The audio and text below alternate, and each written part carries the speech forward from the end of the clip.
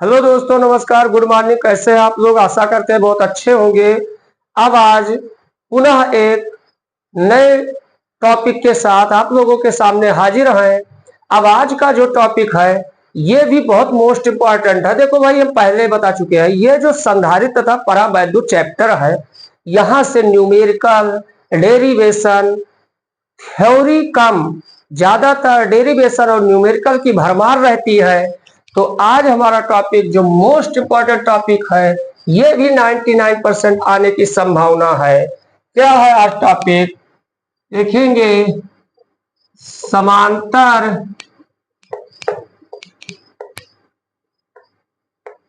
Plate संधारित्र, समांतर plate संधारित्र की प्लेटों। तो देखिए, समांतर प्लेट जहां लिखे हैं उसके बीच में शायद द्वंद्व समास वाला चिन्ह लगा दिया करे। संधारित्र की प्लेटों के बीच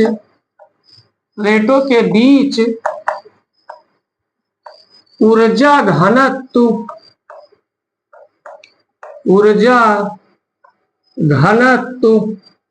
का व्यंजक, ऊर्जा घनत्व का व्यंजक। देखिए बच्चों, पहले बता दिए मोस्ट इंपॉर्टेंट टॉपिक है ये। उम्मीद कीजिए कि इसके साथ एक छोटा सा, जैसे समोसे में चटनी लगा रहता है, ऐसे लगाकर ये 5 नंबर में आएगा। जैसे लिखा रहेगा कि वैद्युत धारिता से आप क्या समझते हैं, तो ये होगा, आगे लगा रहेगा। उसके बाद समांतर प्लेट संधारित्र की प्लेटों के बीच ऊर्जा घनत्व का व्यंजक ज्ञात कीजिए। तो पहले इसका सारांश हम लोगों के माइंड में चलना चाहिए कि आखिर हमें इसमें करना क्या है। तो एक बात तो बच्चों देखिए, हमें ऊर्जा घनत्व ज्ञात करना है। अब तो पहले ये जानना चाहिए ऊर्जा घनत्व होता क्या है। तो देखिए, कहने का मतलब, समझने की कोशिश, सब फिगर मिटा देंगे। ये मान लीजिए 2 समांतर प्लेटें हैं, इनके बीच की दूरी स्मॉल डी है। पीछे हम करा भी चुके हैं इस तरह के वीडियो। अब ये समांतर प्लेट है, इनके बीच की दूरी, ये बीच की दूरी क्या है? स्मॉल डी है। इसमें मान लीजिए वायु भरा है। इसमें क्या भरा है? वायु भरा है। अब इस, अगर प्रत्येक प्लेट का क्षेत्रफल ए हो, एरिया प्रत्येक प्लेट का कितना हो? ए। तो अगर देखेंगे, ध्यान से समझा जाए, तो इस प्लेट के बीच का जो आयतन है वो आयतन कितना होगा? भाई आयतन जानते हैं 3D होता है, और आयतन में 2 ए क्षेत्रफल ले लिया गया, तो 2 डायमेंशन इसमें आ ही गया। और एक और बचा, तो हमने क्या लगा दिया? एडी। अब ये क्या हो गया? 3D हो गया। मतलब क्षेत्रफल में 2 डायमेंशन और एक डी लगा दिया गया। तो इस प्लेट के बीच का जो आयतन है वो कितना है? एडी है। अब ऊर्जा घनत्व क्या होता है? अब मान लीजिए इस टोटल प्लेट के बीच में ऊर्जा, चूंकि वैद्युत क्षेत्र है, ये आवेशित चालक है, तो ऊर्जा को अगर हम यू मान लें, तो पूरे प्लेट के बीच ऊर्जा कितनी है? यू है। समझेंगे आराम से, कोई टेंशन नहीं है। प्लेटों के अब मजे की बात देखें, इस पूरे प्लेट के बीच में कितनी ऊर्जा है? यू है। क्योंकि ऊर्जा का व्यंजक हम समांतर प्लेट संधारित्र की धारिता के ऊर्जा का व्यंजक करा चुके हैं। अब ऊर्जा प्लेटों के बीच यू है, और पूरे प्लेट का आयतन कितना है? एडी है। अब एडी आयतन, गौर करें, एडी आयतन की ऊर्जा कितनी है? यू है। तो एकांक आयतन की ऊर्जा कितनी होगी? मतलब एडी आयतन, जैसे कहा जाए एडी आयतन की ऊर्जा यू है, तो एक आयतन की ऊर्जा क्या होगी? एडी से क्या हो जाएगा? भाग हो जाएगा। तो ये एडी, जब पूरे आयतन में जो ऊर्जा थी उसको आयतन से हमने भाग कर दिया, तो एक आयतन की ऊर्जा पता हो गई, एकांक आयतन की ऊर्जा पता हो गई। कहने का मतलब, भाई खुद ही समझे कि 10 किलो चीनी का दाम 100 रुपए है, तो 1 किलो चीनी का दाम 100 को 10 से क्या करना होगा? भाग करना होगा। तो ऐसे एडी आयतन की ऊर्जा यू है, तो एक आयतन की ऊर्जा एडी से तुम्हें क्या करना होगा? भाग करना होगा। तो ऊर्जा घनत्व तो यही है, कुल ऊर्जा में से कुल आयतन को डिवाइड कर दें तो ऊर्जा घनत्व में मिल जाएगा। अब ये मिलेगा कहां से, तो ये मोटे तौर पर देखा जाए तो U इक्वल, अगर वायु भरा है तो ये U इक्वल क्या होता है, नहीं U की, हाँ देखिए U इक्वल हम सिद्ध कर चुके हैं हाफ CB² U इक्वल होता है, ये हम पहले से ही सिद्ध कर चुके हैं। और C इक्वल, तो एक तो U का मान होता है हाफ CB², और समांतर प्लेट संधारित्र की धारिता का व्यंजक C बराबर हमने वायु के लिए क्या सिद्ध किया है, याद कीजिए ε0 A/d सिद्ध हमने किया है। तो कहने का मतलब U इक्वल हाफ CB² हमने सिद्ध किया है, और C का मान क्या होता है वायु के लिए ε0 A/d, ये मान उठा के यहां पुट कर देंगे, ये मान पुट कर देंगे। फिर उसके बाद तो C का मान हम ये पुट करेंगे, एक बात। दूसरी बात बचा क्या, B बचा। अब B को हम कहां से लाएंगे, भाई जानते हैं इस प्लेट के बीच वैद्युत क्षेत्र की तीव्रता कितनी है, E है, और बहुत पहले से जानते हैं अगर वैद्युत क्षेत्र की तीव्रता को दूरी से मल्टीप्लाई कर दें तो हमें क्या मिल जाता है, विभव मिल जाता है। तो विभव बराबर क्या होगा, ED होगा। बस ये मान हम विभव के स्थान पर पुट कर देंगे, बस हमारा प्रूव्ड हो जाएगा, कोई दिक्कत नहीं है। तो तुम्हें तो 3 चीज ध्यान रखना है इस चैप्टर में, क्या U equal half CB², C का मान ε0/A, और B का मान ED उठा के रख दीजिए, तुम्हारा आंसर आ जाएगा। अब हम इसी पर बात करेंगे। अब इस पर बात करने का मतलब वही जो कहा जाता है कि ऐसे हच से U बराबर हाफ CB² तो लिख नहीं देंगे तुरंत ऐसे, ये तो लिख नहीं, पहले हम बताएंगे कि क्या चीज है। तो पहले हम ऊर्जा घनत्व तो होता क्या है, इसको हम एक लाइन में लिख दें। ऊर्जा घनत्व तो क्या होता है, तो ये कहा जाए प्लेटों के बीच ऊर्जा घनत्व क्या है, प्लेटों के बीच, पहले तो एग्जामिनर यही सोचेगा कि क्या ये ऊर्जा घनत्व को समझते हैं। तो प्लेटों के बीच एकांक आयतन में संचित ऊर्जा को, एकांक आयतन में संचित ऊर्जा को क्या, ऊर्जा घनत्व कहते हैं। तो एक बात तो एक लाइन में ये हम लोग बता दिए कि प्लेटों के बीच एकांक आयतन में संचित ऊर्जा को ऊर्जा घनत्व कहते हैं, ये तो हमारा डेफिनेशन हो गया। अब देखें बच्चों, अब हमें क्या क्या कहना है। एक तो हमें ये C कहना है, दूसरा हमें B कहना है, तीसरा हमें U इक्वल हाफ CB² कहना। जब इच्छा हो तब तौन आगे पीछे कहिए, कोई इसमें प्रेशर नहीं है। यार देखो फिजिक्स में फ्री माइंड से पढ़िए, तुम्हें इसमें कोई प्रेशर लेने की जरूरत नहीं है। तो देखिए मान लीजिए हम C इक्वल ε0 A/d हमें कहना है, तो देखेंगे हमें कहना होगा कि माना समांतर प्लेट संधारित्र में दोनों प्लेटों के बीच की दूरी d तथा प्रत्येक प्लेट का क्षेत्रफल A हो, और प्लेटों के बीच में यदि वायु भरी हो तो धारिता C बराबर इतना होगा। तो ये बात कह दीजिए भाई, C का मान कहना है, तो इसमें जो है A है D है, जो भी पात्र हैं, इसमें जो जितने भी पात्र इसमें रोल अपना अदा करने वाले सभी पात्र हैं क्या, ये तो बताना ही होगा। तो हम यही कहेंगे कि माना, क्या कहेंगे कि माना समांतर प्लेट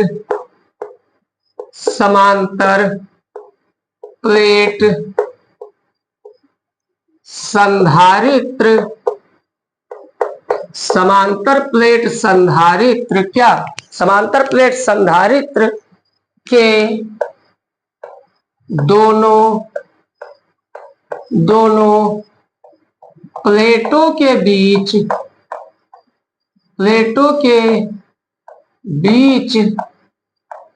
की दूरी, प्लेटों के बीच की दूरी कितना है भाई, यहीं पर देख लीजिए। प्लेटों के बीच की दूरी स्मॉल डी, और क्या बचा पात्र इसमें, अगर सी कहना है, एक ए बचा तो ये भी कह दीजिए स्मॉल डी तथा प्रत्येक प्लेट का क्षेत्रफल ए है। तो देखिए यहां पर ध्यान दीजिए, सी का मान जो हमने कहा है, जो लिखना है उसके पात्र के बारे में पहले बता दीजिए। भाई कोई चीज जितने भी उसमें रोल अदा करते हैं उनके बारे में पहले बताया जाता है। तो एक तो डी हो गया, प्लेटों के बीच की दूरी है, एक प्लेट का क्षेत्रफल ए हो गया, ये बात। हाँ, दूसरी बात, चूंकि वायु भरी होगी तब सी का सूत्र ये होगा, अगर परावैद्युतांक माध्यम के होगा तो इसमें के लगा दिया जाएगा। तो यहां पर देखिए बच्चों, हम क्या कहेंगे, हम यही कहेंगे प्लेट का क्षेत्रफल ए है और प्लेटों के बीच क्या भरी है, वायु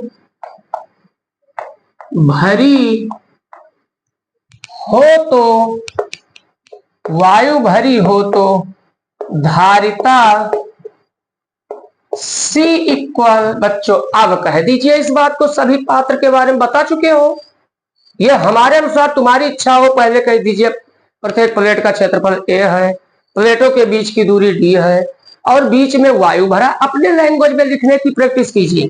तो ये C इक्वल क्या हो जाएगा, epsilon not a upon D thyroid. ये हो सके तो मात्रक जरूर लिख दिया करें। तो धारिता हमने एक पात्र का मैटर निपटा दिया। चूंकि ये पता है भाई U बाई ए डी हमें ज्ञात करना, और U equal half C B square होता है, C क्या है वो हमने लिख दिया। अब जब ये लगे हाथ ये लिखते हैं तो इसी x को इक्वेशन नंबर फर्स्ट कर देते हैं। तो देखिए U equal half C B square में C का मैटर समाप्त हो गया। अब मैटर किसका बचा, V का मैटर बचा, विभव का, विभवांतर का। तो इसका भी मैटर निपटा दीजिए। अब विभवांतर का अगर मैटर निपटाना है तो यहां पर बच्चों ध्यान दीजिए, D इक्वल क्या होता है, ई डी होता है। तो अब हम चूंकि D तो पहले ही बता चुके हैं, इस पात्र का नाम, इस पात्र का रोल क्या है ये हम पहले बता चुके हैं। तो बचा क्या, B और E। तो ये भी दोनों बता दीजिए कि यदि प्लेटों के बीच विभवांतर, देखो B का नाम लेना है, विभवांतर B वोल्ट और क्या बचा, वैद्युत क्षेत्र की तीव्रता, और वैद्युत क्षेत्र की तीव्रता E हो तो अब खुद बताओ। तो यही कह दीजिए, E बता ही दिए क्या है, B बता ही दिए क्या है, D का नाम पहले ही हम ले चुके हैं, ये क्या है। तो B इक्वल क्या होगा, ईडी। ये इक्वेशन नंबर क्या हो गया, सेकंड हो गया। हो सके तो वोल्ट कह दीजिए, इसका मात्रक है। तो वोल्ट इक्वेशन नंबर ये क्या हो गया, सेकंड। अब मजे की बात देखिए, U बाई ए डी हमें ज्ञात करना है। अब U का मान होता है हाफ सी बी स्क्वायर। अब इसके C के पात्र की भी कीमत हमने बता दिया, B की भी कीमत हमने बता दिया। अब U equal half C B square कह देना है। तो हम सीधा कहेंगे कि प्लेटों के बीच स्थितिज ऊर्जा हम जानते हैं, क्योंकि पीछे वीडियो में हमने प्रूव कर दिया है, ये बहुत इंपॉर्टेंट टॉपिक है। अब हम यही कहेंगे कि सिंस प्लेटों के बीच स्थितिज ऊर्जा,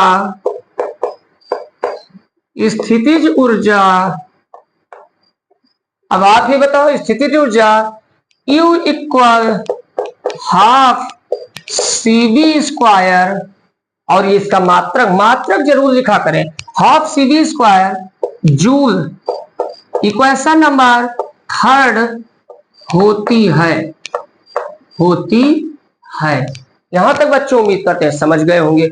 अब तुम्हें क्या करना है, हाफ सी वी स्क्वायर में सी का मान इक्वेशन नंबर फर्स्ट से पुट कर दीजिए, बी का मान इक्वेशन नंबर सेकंड से पुट कर दीजिए। तो हम क्या कहेंगे, putting the value of, putting the value of, ये देखिए putting the value of C and B in from equation first and second in equation कहां थर्ड, देन वी गेट।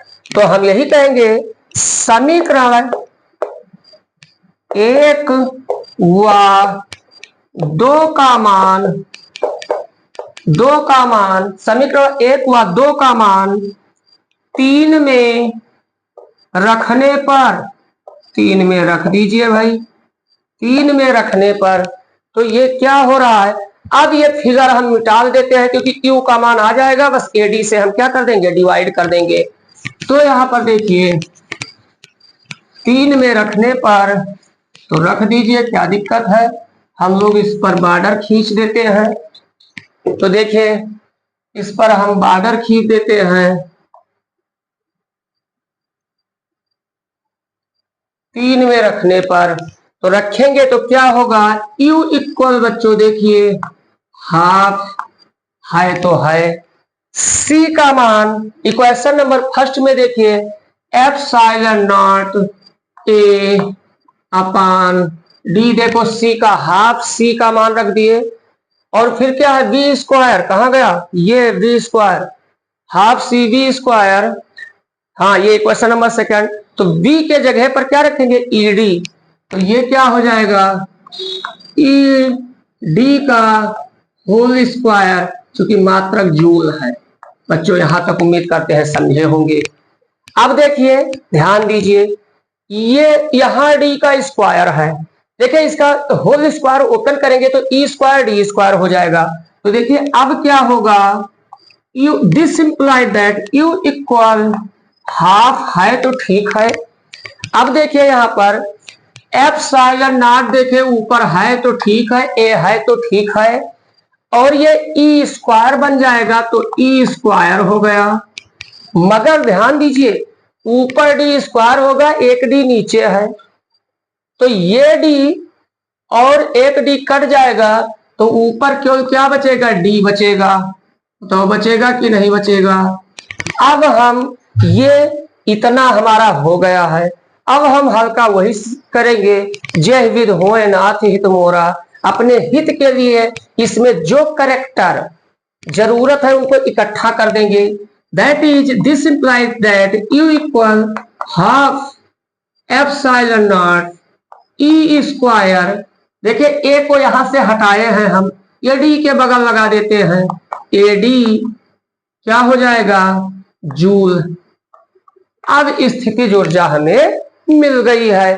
अब स्थितिज ऊर्जा को आयतन से डिवाइड कर देंगे, हमें क्या मिल जाएगा, एकांक आयतन की, हाँ हमें क्या मिल जाएगा, एकांक आयतन में संचित ऊर्जा अर्थात ऊर्जा घनत्व। तो अब देखिए अतः एकांक आयतन में संचित ऊर्जा अथवा क्या ऊर्जा घनत्व, ऊर्जा घनत्व, और ऊर्जा घनत्व को स्मॉल यू से प्रदर्शित करते हैं। तो स्मॉल यू इक्वल एडी आयतन की ऊर्जा कैपिटल यू है, तो एक आयतन की ऊर्जा कैपिटल यू को एडी से क्या कर देंगे, डिवाइड कर देंगे।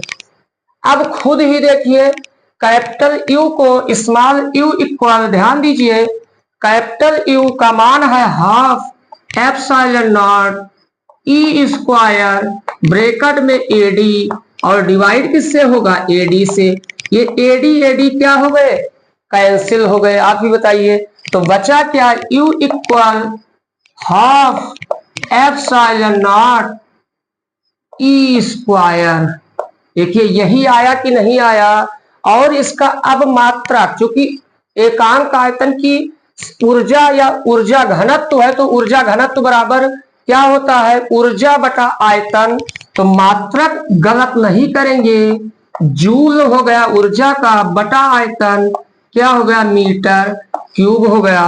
बच्चों ये मोस्ट इंपॉर्टेंट है, ध्यान रखेंगे ये गलती होने ना पाए। अब अगर कहा जाए इसमें हल्की सी बात, यहीं तक हम प्रूव कर दिए हैं कि यदि ये कब है सूत्र, जब वायु भरा हो। अगर प्लेटों के बीच परावैद्युतांक माध्यम के भरा हो या प्लेटों के बीच का परावैद्युतांक के हो तो यहाँ के लग जाएगा। तो यही कहेंगे कि यदि प्लेटों के बीच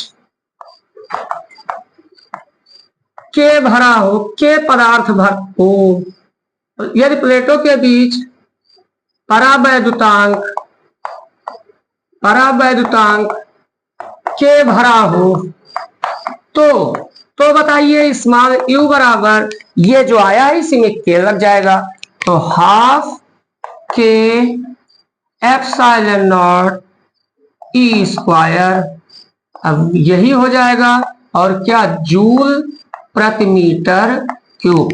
तो बच्चों उम्मीद करते हैं कि आप लोगों को अच्छे से समझ में आया होगा, और अगर समझ में आ रहा है तो हमारे channel physics and maths classes bye Dubey sir को लाइक करिए, सब्सक्राइब करिए, शेयर करिए और अपने दोस्तों को भी बताइए कि ये हिंदी मीडियम से बहुत बेहतरीन एक सीक्वेंस से दुबे क्लास पढ़ा रहे हैं।